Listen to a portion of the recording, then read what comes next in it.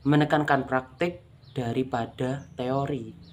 Dan gelar yang diperoleh adalah sarjana terapan atau STTR dan durasinya. Halo Sobat Haji, welcome back in Haji Channel.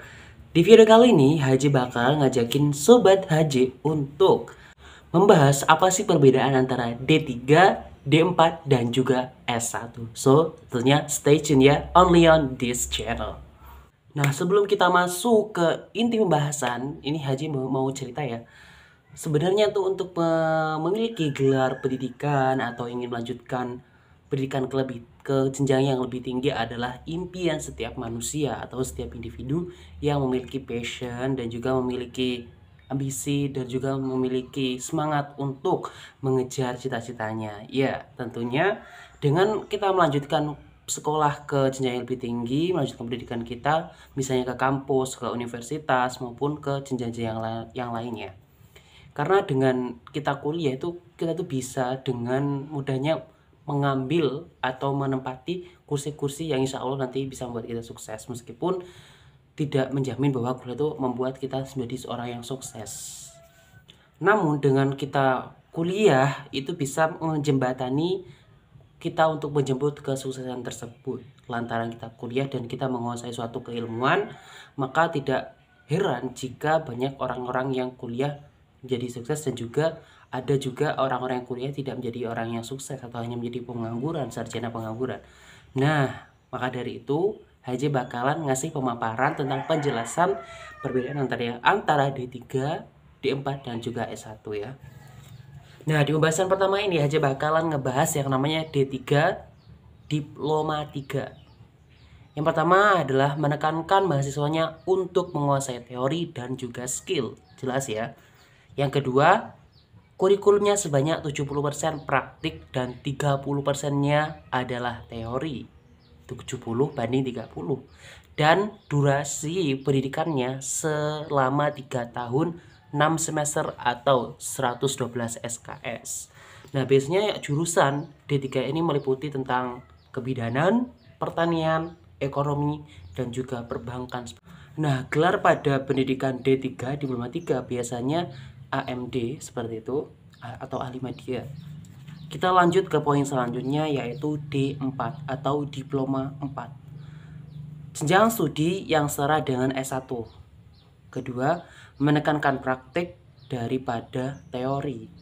Dan gelar yang diperoleh adalah sarjana terapan atau STTR dan durasinya 4 tahun sebanyak 8 semester. Nah, biasanya kampus yang membuka jenjang D4 ini biasanya kalau di Lampung itu ada yang namanya Polimila. Kebetulan teman aja sendiri ada yang kuliah di sana dan juga mengambil D4 jurusan pertanian seperti itu, pokoknya yang berbau pertanian. Selanjutnya adalah jenjang S1 atau Starta 1, yaitu mahasiswanya mempelajari hal-hal yang bersifat teoristis sebanyak 60% dan juga praktik sebanyak 40%. Lulusannya memiliki keunggulan dalam segi teoritis dan teoritis dibandingkan dengan terapannya. Serta durasi pendidikan ini biasanya 4 tahun 8 semester itu untuk yang normal. Dan kalau yang tidak normal itu biasanya sampai dengan 14 semester. Dan gelarnya ini sesuai dengan jurusannya. Misalnya di jurusan pendidikan, maka gelarnya adalah sarjana pendidikan. Jika di bidang ekonomi, gelarnya SE, sarjana ekonomi. Beda lagi dengan misalnya jurusan sejarah ataupun sastra biasanya menggunakan gelar S.Hum. Banyaknya SKS yang dipelajari di S1 itu adalah 114 SKS sampai dengan 160 SKS. Dan yang membedakan di antara jenjang kuliah D3, D4, dan S1 itu yang membedakan adalah di tugas akhirnya. Jika di D3 dan D4 adalah tugas akhir dan di S1 adalah skripsi, sedangkan nanti berbeda lagi dengan jenjang S2, nanti ada tesis dan juga disertasi. Nah, demikianlah Sobat Haji penjelasan Haji mengenai perbedaan antara jenjang pendidikan D3, D4, dan juga S1. Dan Haji mengucapkan selamat nih buat para siswa-siswi yang sudah diterima di perguruan tinggi impian melalui jalur SBM, PTN, SNMPTN, UMPTKIN, dan juga SPAN PTKIN serta jalur mandiri dari kampus masing-masing. Semoga kalian bisa menjadi mahasiswa yang berprestasi serta membanggakan kedua orang tua kalian dan juga membanggakan alma mater kalian sebelumnya.